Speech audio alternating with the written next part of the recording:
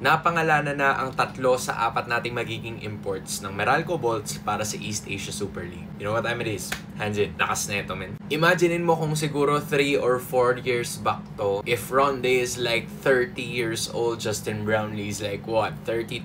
Not to discredit anything that they've worked with all throughout this year. Pero sayang to kung mas bata sila. Pero malakas pa rin naman sila. Yung laging magkalaban sa Best Import of the Conference Award sa PBA na si Ronde Hollis Jefferson at si Justin Brownlee will be linking hands para sa laban nila sa East Asia Super League. Ito yung tournament kung saan yung mga pinakamalalakas na mga teams sa Japan, sa Korea, and other countries in East Asia will be fighting in a major tournament para malaman kung sino ang pinakamalakas sa mga champions. Not only those two, pero nagdagdag pa tayo ng isang import under the name of Ismael Romero, a Puerto Rican national basketball player. He was part of the national team and he scored somewhere around like 18 points and 9 rebounds dun sa kanyang liga. So this is a big man that you can definitely depend on aside from the fact na nandun na si JB tsaka si RHJ. Baka nagtataka kayo, bakit naman sobrang dami ng import sa EASL? Hindi na kaya makalaro yung mga locals dyan. The locals are probably gonna consume the rest of the roster, pero 4 na slots kasi ang binigay para sa mga imports. 1 naturalized player in Justin Brownlee, 2 foreign imports under RHJ and Ismael Romero, and 1 Asian import, which we are still about to find out kung sino ba siya.